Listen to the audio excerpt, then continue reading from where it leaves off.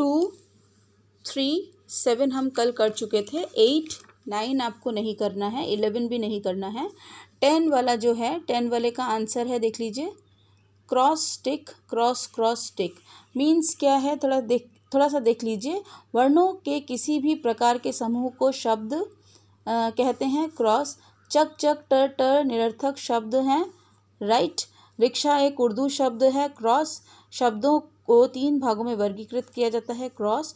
2 भाषाओं के मेल से कुछ शब्द विकसित हो जाते हैं, उन्हें संकर शब्द कहते हैं, टिक। तो ये इस तरीके से करना है। आज हम कुछ क्वेश्चन आंसर्स करेंगे। तो क्वेश्चन आंसर्स में 4th नंबर वाला है रूढ़। यौगिक यौगरूढ़ शब्दों में उदाहरण देना है और उसका अंतर बताना है। तो यहाँ पर आपको पेज नंबर 20 और 21 में आपको इसका आंसर मिलेगा। यहाँ पे देखिए, रूढ़ शब्द किसे कहते हैं? वे शब्द जो एक निश्चित अर्थ में प्रयुक्त होते हैं और अपने आप में पूर्ण होते हैं, उन्हें रूढ़ शब्द कहते हैं। इस तरीके से आप लिखेंगे, ठीक है। फिर दूसरा लिखेंगे, रूढ़ शब्दों के खंडों का कोई अर्थ नहीं होता है। ये है नंबर 1। वे शब्द जो एक निश्चित अर्थ में प्रयुक्त हों और अपने आप में पूर्ण हो, उन्हें रूढ़ शब्द कहते हैं। नंबर 2, रूढ़ शब्दों के खंडों का कोई अर्थ नहीं होता। तो ये वाला जो पार्ट है, ये नंबर 2 पार्ट है, और ये वाला जो पार्ट है, ये नंबर 1 पार्ट है। और जैसे में आप फिर उदाहरण दे देंगे, जैसे कलम, पुस्तक, पेड़ आदि। फिर है यौगिक। यहाँ पे आपको यौगिक दिख रहा होगा, यौगिक। वे शब्द जो 2 या 2 से अधिक शब्दों के योग से बने होते हैं, उन्हें यौगिक शब्द कहते हैं। नंबर 1, ये हो गया नंबर 1। और नंबर 2 है, ऐसे शब्दांशों के पृथक अर्थ भी होते हैं। ये हो गया नंबर 2।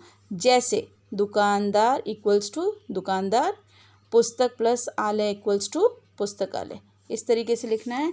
अब देखिए, आइए योग रूढ़ में। कुछ शब्द 2 या 2 से अधिक शब्दों के योग से बनते हैं, परंतु अन्य अर्थ में प्रयुक्त होते हैं। वे अपना मूल अर्थ छोड़कर किसी अन्य अर्थ को, विशेष अर्थ को बताते हैं।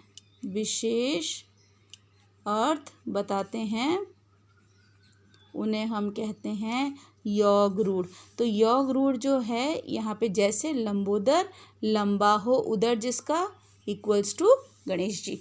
तो ये है इसका आंसर। ये आपको इसी तरीके से लिखना होगा। फिर उसके बाद है, देखिए, विकारी और अविकारी शब्दों में अंतर बताइए। विकारी और अविकारी शब्दों में अंतर आपको 24 पेज पे मिल जाएगा। 24 पेज पे ये देखिए, विकारी और अविकारी। जिन शब्दों में लिंग, वचन, काल, कारक आदि के कारण परिवर्तन आता है, वे विकारी शब्द कहलाते हैं, ठीक है।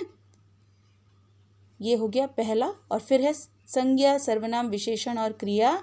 ये 4 होते हैं विकारी शब्द, ठीक है। ये हो गया नंबर 1 और ये हो गया नंबर 2, ठीक है। ये इसी तरीके से लिखेंगे। फिर है अविकारी। ऐसे शब्द जिनके रूप में लिंग, काल, वचन, कारक आदि के कारण किसी प्रकार का विकार नहीं आता है, उन्हें अविकारी शब्द कहते हैं। ये हो गया नंबर 1। और दूसरा है क्रिया विशेषण, संबंध बोधक, समुच्चय बोधक और विस्मय आदि बोधक। ये 4 तरह के शब्द अविकारी शब्द के अंतर्गत आते हैं। ये हो गया नंबर 2। ये हो गया इसका आंसर।